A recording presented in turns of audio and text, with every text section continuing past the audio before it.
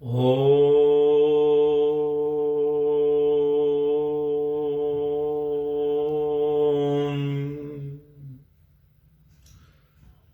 ओम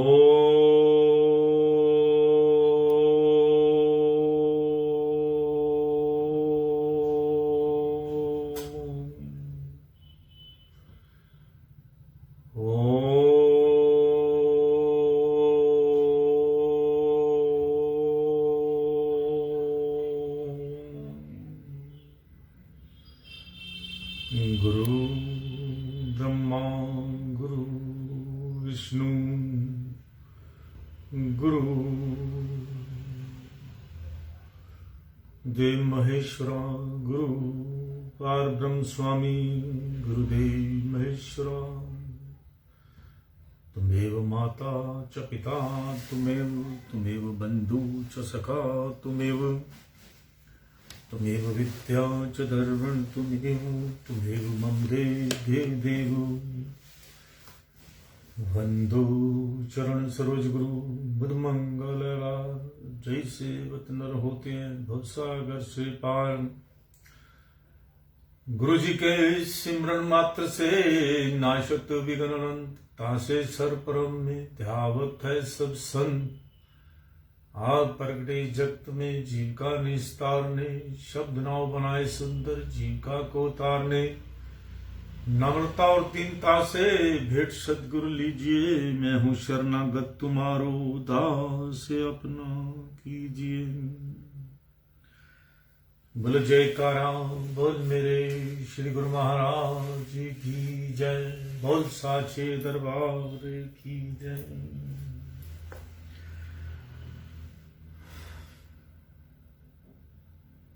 आज 16 दिसंबर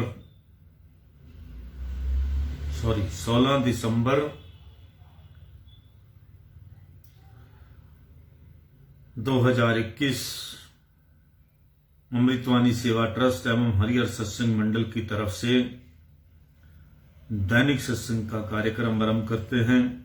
ध्यान पूर्वक सुनिएगा। संतों के वचन हैं।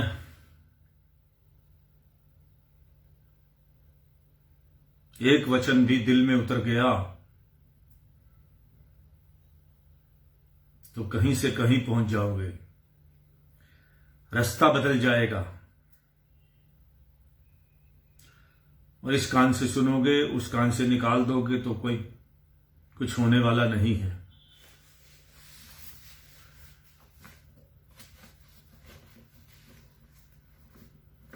महापुरुष बार बार समझाते हैं जो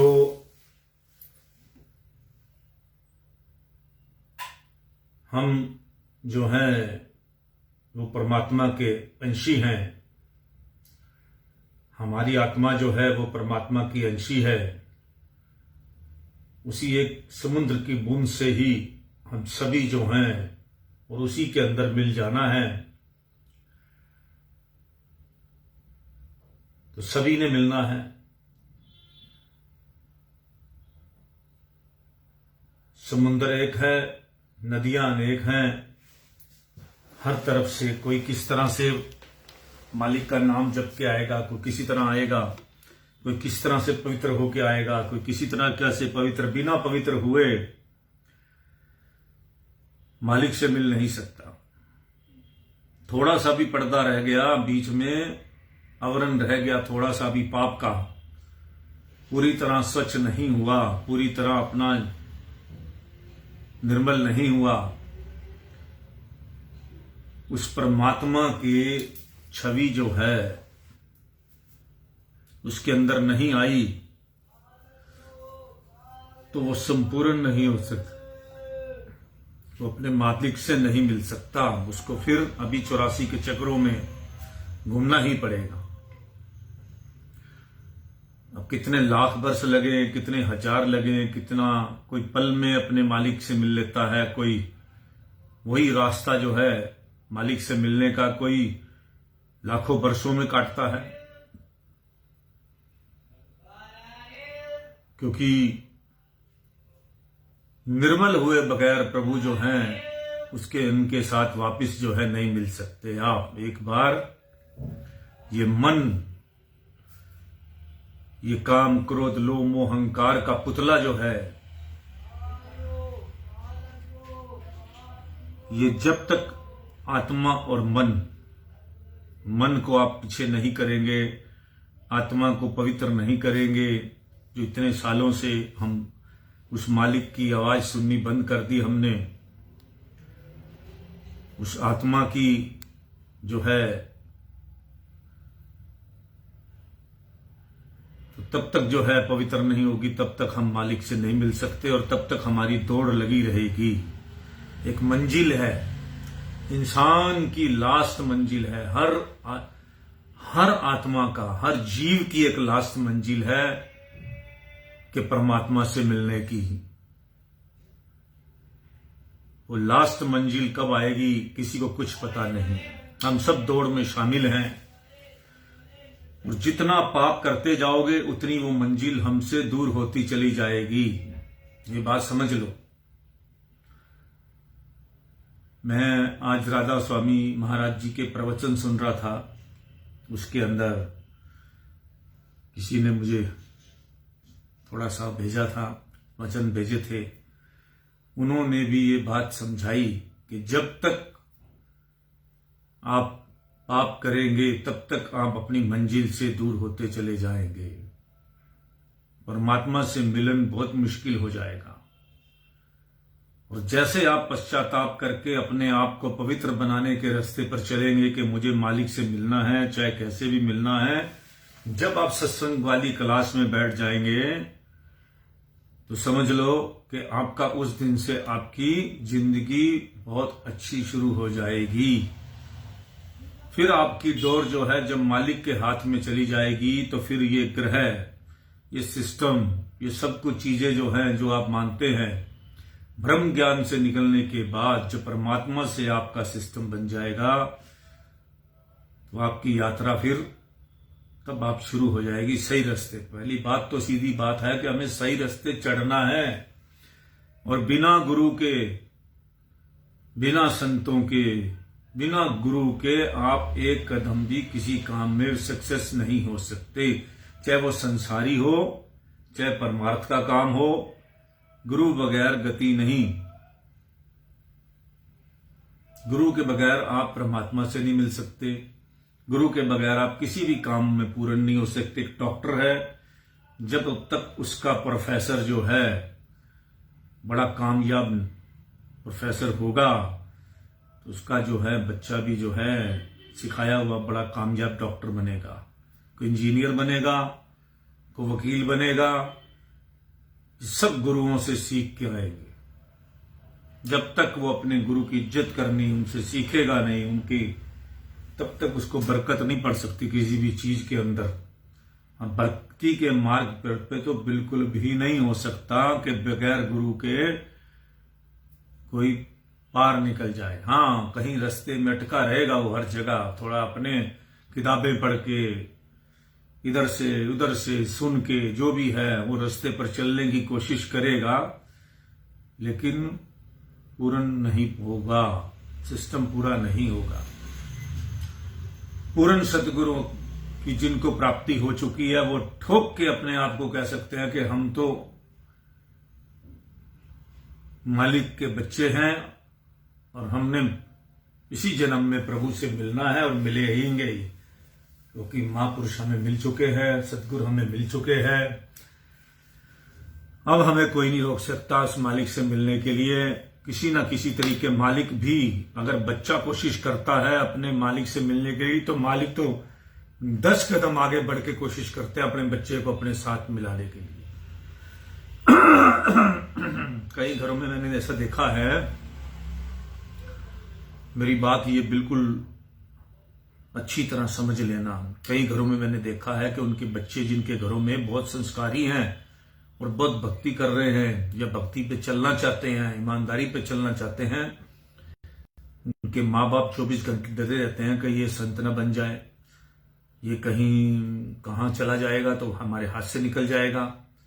मैंने ऐसे बहुत सारे घरों में अपने आस पड़ोस के भी इधर उधर जो अपने गुरुमुख हैं उनके घरों में देखा है कि बच्चों की भक्ति से भी कई लोग संस्कारी भक्ति है पीछे से लेके आए हैं, तो उनसे भी डर लगते रहते हैं बच्चे को। माँ बाप सोचते हैं कमाना ही ना छोड़ दे, कहीं शादी ना करे, कहीं ये कुछ है। दूसरे को देख के तो बड़ा खुश होते हैं। अगर बच्चा भक्ति की तरफ है, संस्कारी है, तो माँ बाप को चाहिए कि उसको और इस लाइन में जाने से मना नहीं करे और ना उसको रोके। अगर वो प्रभु से मिलता है, प्रभु के ऊपर विश्वास रखता है, ऐसा हमारे आस पड़ोस में बहुत सारे प्रैक्टिकली उदाहरण है हमारे बच्चों के चारों तरफ देख रहा हूं मैं, कि जो बच्चे अपने माँ बाप की ना मानकर अपने गुरु की मानते हैं, ज्यादा अपने गुरु के सत्संग के ऊपर चलते हैं और उनको अपने आरती पूजा सेवा सिमरन सत्संग जो है उनको बड़ा अच्छा चाहिए, उनको सुनते हैं, उनका ध्यान जाता है, वो उसी की तरफ उन जो है प्रेरित होते हैं जहां उनको सच्चाई पवित्रता नजर आती है। लेकिन माँ बाप जो है वो सोचते हैं वो बच्चा शायद गलत रास्ते चल रहा है, कहीं निकल ना जाए हमारे हाथ से। तो ये चीजें जो है माँ बाप जो हैं, अगर बच्चा भक्ति की तरफ चल रहा है तो और लगाइए और ध्यान करिए, खुद भी उस बच्चे को आप फॉलो करो। कई बार ये जरूरी नहीं होता कि माँ बाप जो है बच्चे का, प्रहलाद भगत भी तो पैदा हुए थे,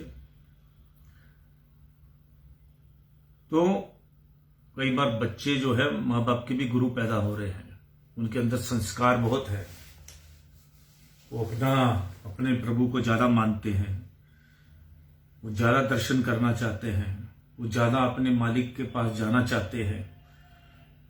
उनका दिमाग 24 घंटे अपने प्रभु के पास रहता है। छोटे बच्चों से लेकर बड़े बच्चों तक मैंने बहुत लोगों को देखा है, बहुत बच्चों को देखा है जिनका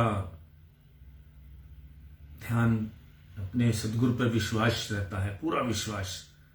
पेपरों में जाएंगे, एग्जाम में जाएंगे, वो कहेंगे हमारे गुरु महाराज जी है ना, करेंगे अपने आप। पढ़ाई पे तो विश्वास रहता ही है, पढ़ते तो है ही, मेहनत करते हैं, लेकिन उसके बाद उनको अपने मालिक पे बहुत ज्यादा विश्वास होता है। वो पूरे कॉन्फिडेंशियल कहते हैं कि चिंता मत करो, हम ऐसा बन के दिखाएंगे। ऐसे मैंने बहुत नालायक बच्चों को भी देखा जिन्होंने कुछ करके दिखाया। उनके माँ बाप कहते थे ये कुछ नहीं करेंगे, लेकिन जब भक्ति के रास्ते पर चले तो कामयाब हो गए। मालिक है, वो अपनी पढ़ाई पूरी करवा लेते हैं अपने ढंग से, सब आता है। अपने दुश्मनों से, उनको दुश्मनों से भी बचाते हैं, उनको पापों से भी बचाते हैं। जब आप प्रभु की तरफ चल पड़े तो 10 कदम चलते हैं। और आजकल के जीव की तरफ तो मालिक बहुत जल्दी हाथ पकड़कर जल्दी खींच लेते हैं। कहा, क्योंकि कलयुग का प्रहार बहुत ज्यादा तेज है, इस टाइम और भी तेज होता जाएगा। इतनी संसार के अंदर मैं घटनाएं गंदी देखता हूं, मन खट्टा हो जाता है कि आज के बच्चे कहां जा रहे हैं।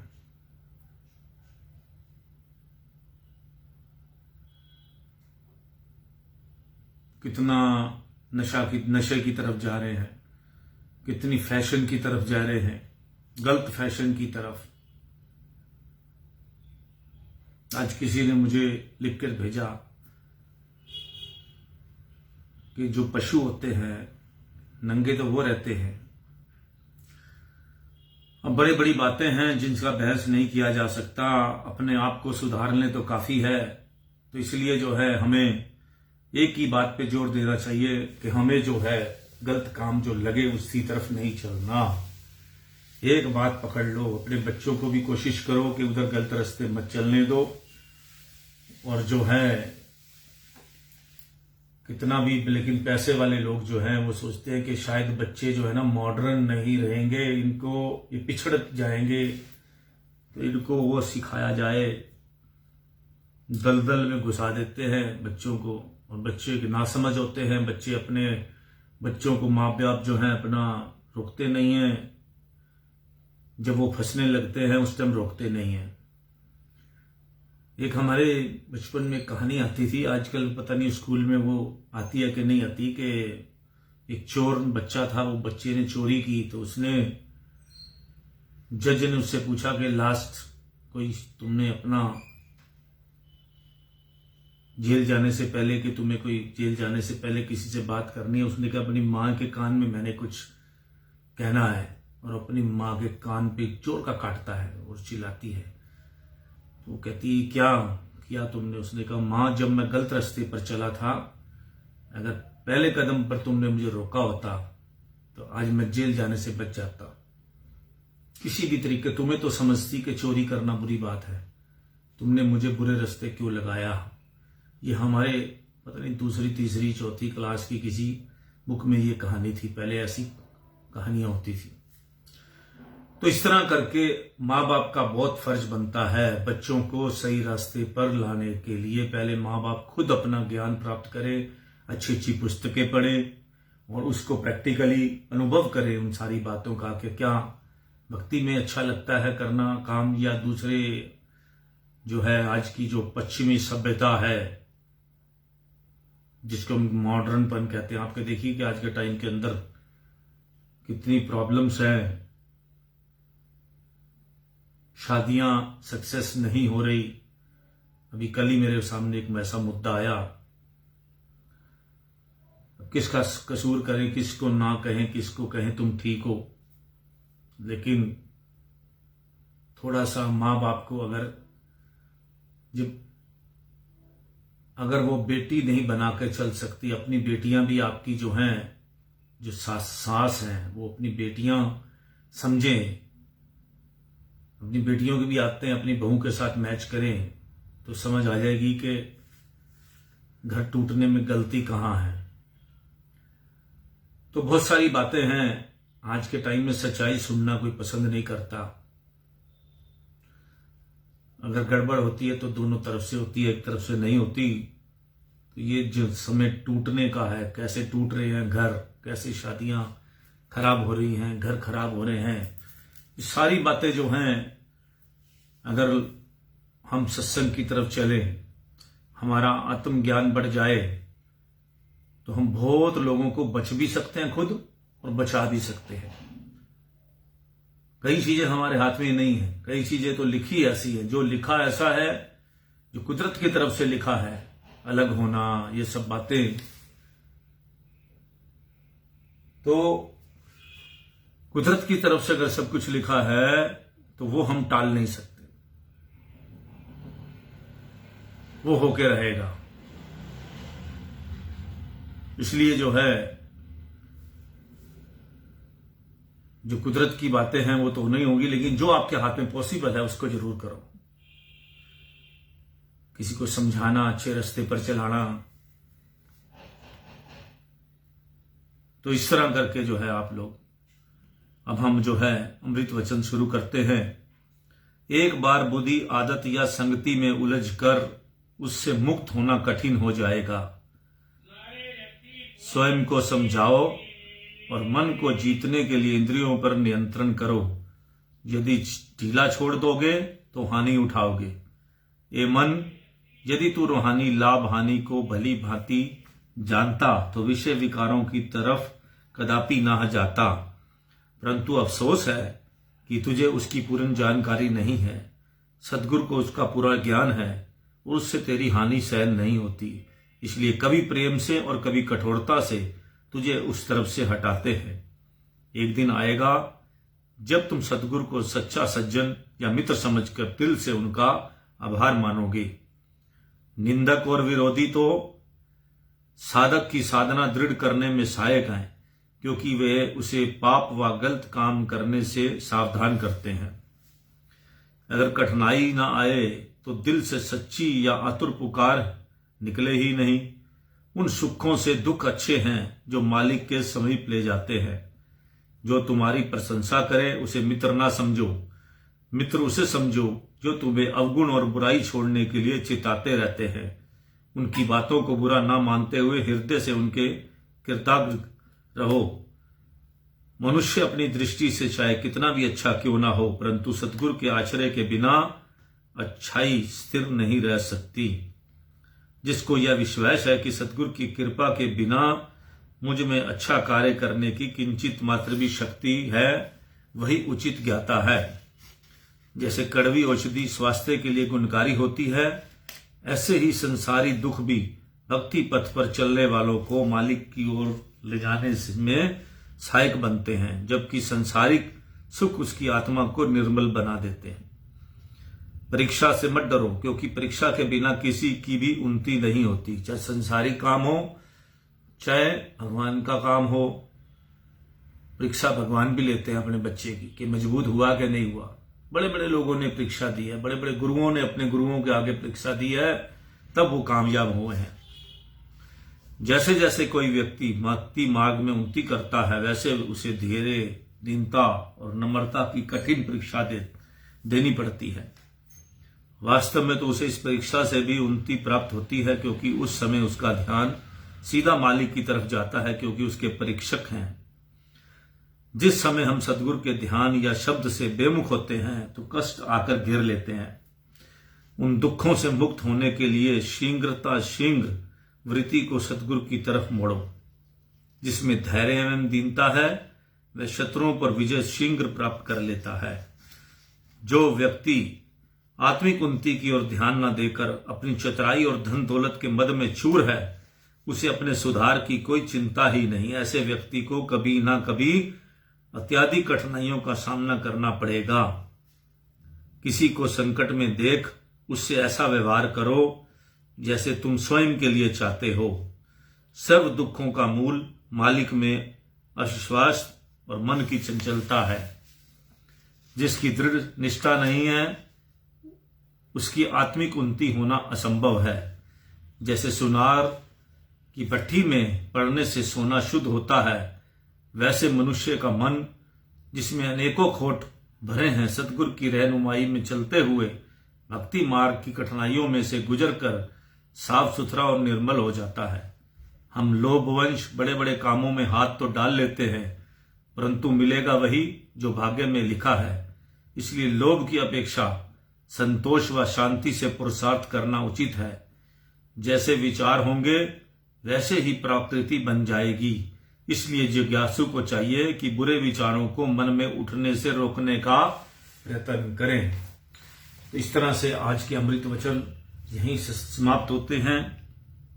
आज हम आपको द्वितीय पातशाही महाराज जी के प्रवचन सुनाते हैं। बड़ा ध्यान पूर्वक सुनिएगा। सत्संग की महिमा वेदों तथा शास्त्रों ने अत्यधिक बताई है, क्योंकि सत्संग से ही मनुष्य के विचारों में परिवर्तन होता है। इस मनुष्य को आदि व्याधि उपाधि 3 प्रकार के रोग लगे हुए हैं, जिनसे जीव कई जन्मों से दुखी है। सत्संग के श्रवण मनन निध्यासन से ही इसके मानसिक रोग दूर हो सकते हैं। सत्संग श्रवण का हृदय में धारण करना उत्तम अवस्था है। यदि थोड़ा थोड़ा भी मन पर प्रभाव पड़ता रहे तो काफी लाभ प्राप्त हो सकता है। सत्संग को सत्पुरुषों ने इसलिए अधिक महत्व दिया है कि इसके प्रभाव से वाल्मीकि जैसे भूले भटके मनुष्य ने भी ऋषि पद को प्राप्त किया।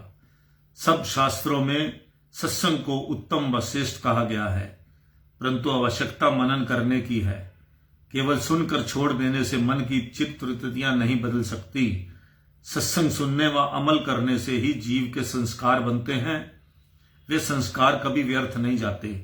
एक जन्म में संचित किए हुए संस्कार ही दूसरे जन्म में उच्च आदर्शता पहुंचने में सहायता देते हैं। इस विषय में ध्रुव प्रहलाद के प्रमाण साक्षी हैं। बालक अवस्था में ही उसकी रुचि ईश्वर की ओर थी। वह संस्कार पूर्व जन्म में सत्संग सुनने व उसका मनन करने पर निर्भर है। शुभ संस्कारों के एकत्र करने का नाम ही क्रियामन कर्म है।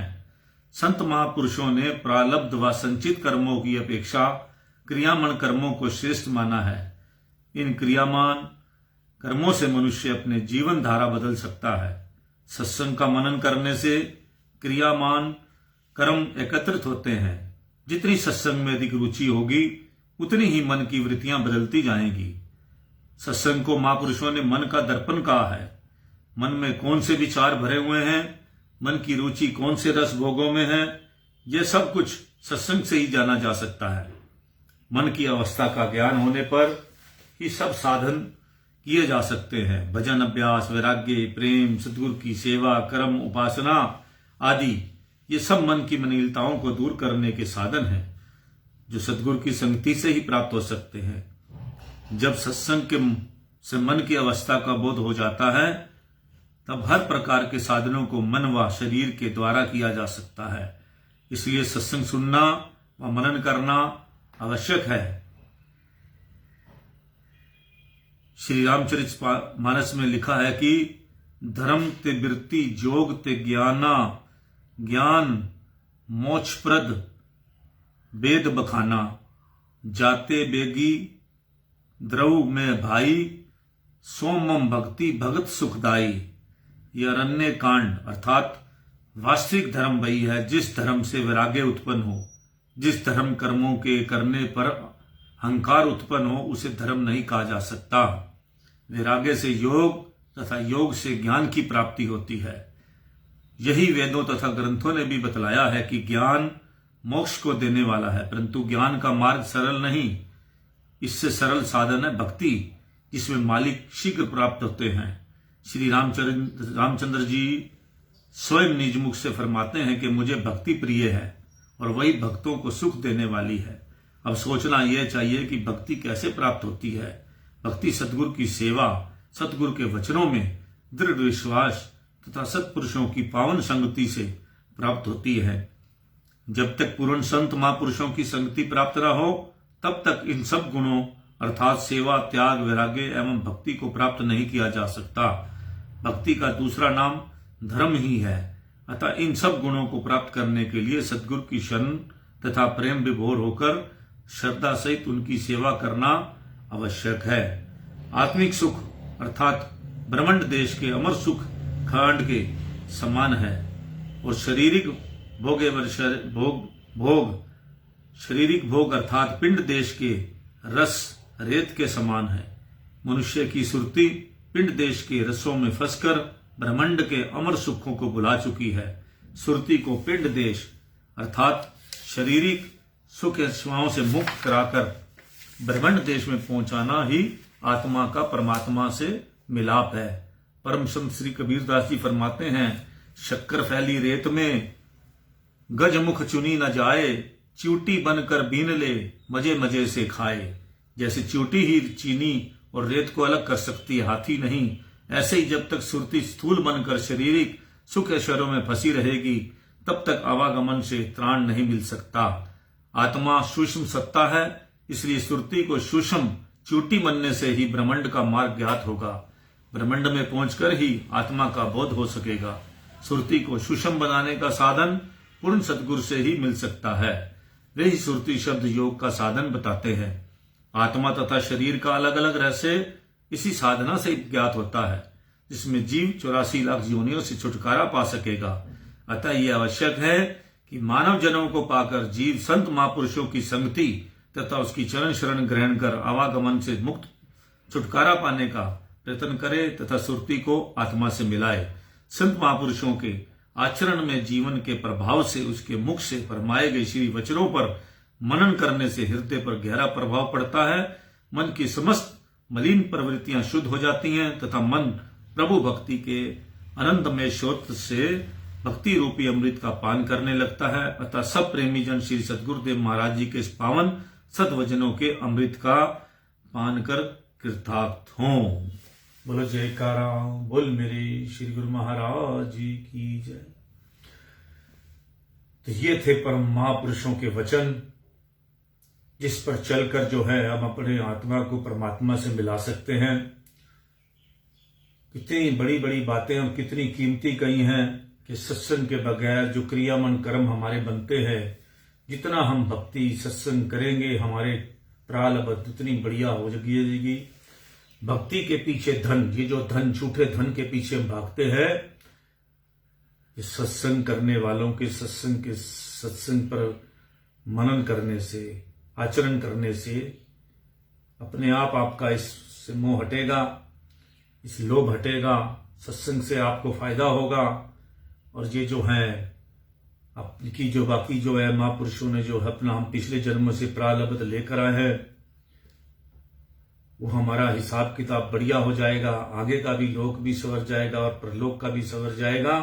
ये महापुरुष हमेशा फरमाते आए हैं कि जो भी महापुरुषों के कहने से, उनके उपदेशों पर चलते हैं, उनका लोक और परलोक दोनों ही सुधर जाते हैं।